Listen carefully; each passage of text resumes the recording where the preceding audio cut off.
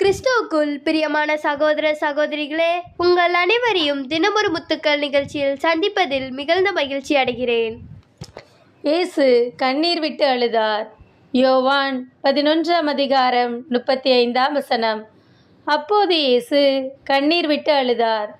பிரியமானவர்களே, நம்முடைய ஆண்டவர் உயிருள்ளவர். நம்மை போல் அவரும் கண்ணீர் விட்டு அழுதிருக்கிறார். இந்த நாட்களிலும் நம்முடைய கண்ணீரை, துயரங்களை காண்கின்றவராகவே இருக்கிறார். பெத்தானியாவில் வாழ்ந்து வந்த லாசர் என்பவர் நோயுற்றிருந்தார்.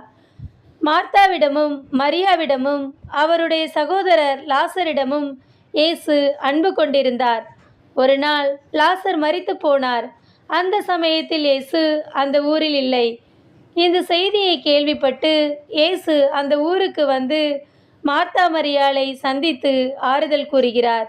அப்பொழுது மார்த்தா இயேசுவை நோக்கி, ஆண்டவரே, நீர் இங்கே இருந்திருந்தால் என் சகோதரன் இறந்திருக்க மாட்டான். இப்போது கூட நீர் கடவுளிடம் கேட்பதை அவர் உமக்கு கொடுப்பார் என்று எனக்கு தெரியும் என்று சொல்கிறார். அப்பொழுது இயேசு, உன் சகோதரன் உயிர்த்தெழுவான் என்றார். அதற்கு மார்த்தா, எல்லோரும் உயிரோடு எழுந்திருக்கும் நாளில் அவனும் உயிர்த்தெழுவான் என்று எனக்கு தெரியும் என்றார். அப்போது இயேசு, என்னிடம் நம்பிக்கை கொள்பவர் எவரும் என்றுமே சாக மாட்டார் என்பதை நம்புகிறாயா என்று மார்த்தாவிடம் கேட்கிறார். அதற்கு மார்த்தா, ஆம் ஆண்டவரே, நீரே மெசியா, நீரே இறைமகன், நீரே உலகிற்கு வரவிருந்தவர் என நம்புகிறேன் என்றார்.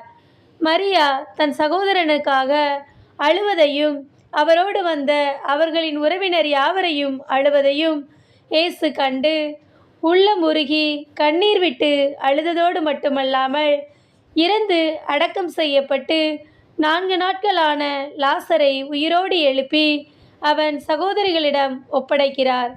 அவர் நமக்காக நம்மோடு அழுகிற தேவன், நம்முடைய தேவைகளை பூர்த்தி செய்கிற தேவனவர். அந்த சகோதரிகளுக்கு எப்படி இருந்திருக்கும்? இறந்த சகோதரன் உயிரோடு எழும்பியது. இயேசு இன்று நம் ஒவ்வொருவருடைய மன விருப்பத்தையும் நிறைவேற்றுவார்.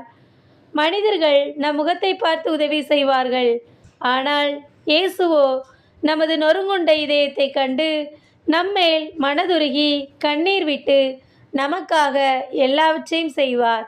அன்பு இறைவா, நாங்களும் மரியாளை போன்று உமது பாதத்தில் அமர்ந்திருப்பவராகவும் உம்மை போன்று மற்றவர்களின் கண்ணீரை துடைப்பவராகவும் வாழ எங்களுக்கு உதவி செய்யும் இறைவா.